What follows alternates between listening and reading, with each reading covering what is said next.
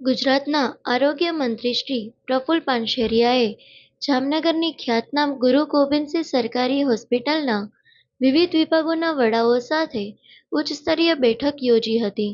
આ બેઠક દરમિયાન હોસ્પિટલની આરોગ્ય વિષયક સુવિધાઓને વધુ સુદૃઢ, આધુનિક અને લોકાભિમુખ બનાવવા અંગે ગહન ચર્ચા વિચારણા કરવામાં આવી હતી.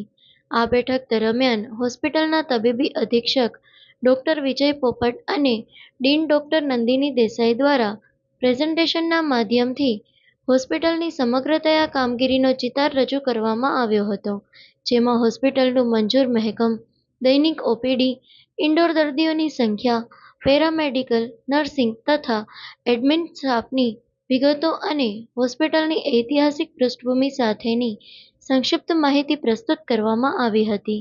આ સાથે જ ઉપલબ્ધ આધુનિક સુવિધાઓ અને વિવિધ વિભાગોની કાર્યપ્રણાલી વિશે વિસ્તૃત સમીક્ષા કરવામાં આવી હતી. મંત્રીશ્રીએ વિવિધ વિભાગના વડાઓ દ્વારા રજૂ કરવામાં આવેલી વહીવટી અને માળખાકીય માંગણીઓને ખૂબ જ હકારાત્મક રીતે સાંભળીને તેને સત્વરે પૂર્ણ કરવાની ખાતરી આપી હતી.